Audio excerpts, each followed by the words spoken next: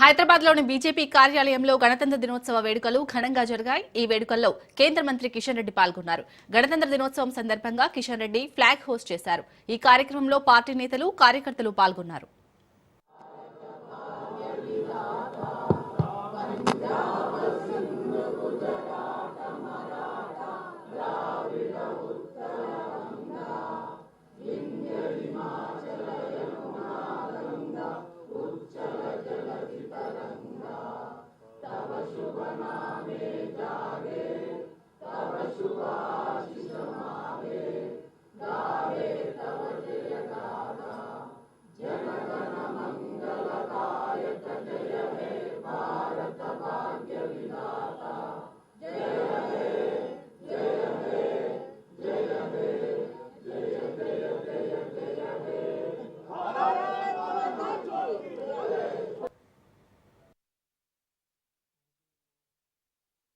తెలంగాణ ప్రజలందరికీ కూడా హృదయపూర్వకమైనటువంటి శుభాకాంక్షలు తెలియజేస్తా ఉన్నాను.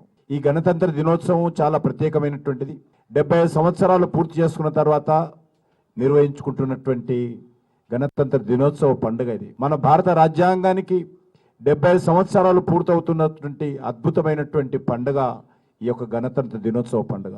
ఈ సందర్భంగా మరి మనం అందరం కూడా ఈ రాజ్యాంగాన్ని నిర్మాత డాక్టర్ బాబాసాహెబ్ అంబేద్కర్ కి నివాళులు అర్పించాల్సినటువంటి బాధ్యత మనకందరికి ఉన్నది. ఈరోజు నరేంద్ర మోడీ గారి నాయకత్వంలో గత 10.5 సంవత్సరాలుగా డాక్టర్ బాబాసాహెబ్ అంబేద్కర్ యొక్క స్ఫూర్తితో ఈ ప్రభుత్వాన్ని ముందుకు తీసుకెళ్తా ఉన్నాము. దేశ ప్రజలకు సేవ చేస్తా ఉన్నాం. అనేక రకాల కార్యక్రమాలు డాక్టర్ బాబాసాహెబ్ అంబేద్కర్ ఆలోచన స్ఫూర్తితో ముందుకు తీసుకెళ్తున్నటువంటి చరిత్ర ఈరోజు నరేంద్ర మోడీ గారి ప్రభుత్వాన్ని. ఈరోజు కాంగ్రెస్ పార్టీ నాయకుడు రాహుల్ గాంధీ ఉదయం లేస్తే సాయంకాలం వరకు మరి కాన్స్టిట్యూషన్ పుస్తకాన్ని పట్టుకొని దాన్ని అవమానం చేస్తా ఉన్నాడు తప్ప కనీసము రాజ్యాంగాన్ని చదివిన పాపాన పోలేదు. డాక్టర్ బాబాసాహెబ్ అంబేద్కర్ స్ఫూర్తి ఆయనకు అర్థం కాదు.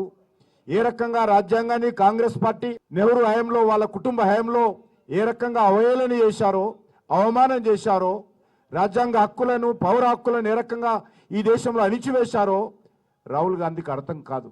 శ్రీమతి ఇందిరాగాంధీ గారు ప్రధానమంత్రిగా ఉన్నప్పుడు అలహాబాద్ హైకోర్టు ఆమె ఎన్నిక చెల్లలేదని పార్లమెంట్ సభ్యత్వాన్ని నుంచి రద్దు చేస్తే రాజ్యాంగాన్ని కాలరాచి అధికార దుర్వినియోగం చేసి శ్రీమతి ఇందిరాగాంధీ గారు ఆ రోజు ఎమర్జెన్సీ పెట్టిన విషయాన్ని మనం చేస్తా ఉన్నాను. అటల్ బిహారీ వాజ్పేయి గారు, లాల్ కృష్ణ అద్వానీ గారు, నరేంద్ర గారు, దత్తాత్రేయ గారు, వెంకయ్య నాయుడు గారు లాంటి అనేక మంది మహానాయులను జైల్లో పెట్టినటువంటి చర్య ఆ రోజు జరిగిన విషయం మనం చేస్తా ఉన్నాను. ఈ దేశాన్ని ఒక జైలుగా మార్చి పౌర హక్కులను కాలరాచి కార్యాలయాలకు తాళాలు వేసి ఆ రోజు కాంగ్రెస్ పార్టీ ప్రభుత్వం శ్రీ ఇందిరాగాంధీ గారు ఏ రకంగా పౌర హక్కులను కాలరాచిందో, రాజ్యాంగాన్ని అవమానం చేసిందో దేశ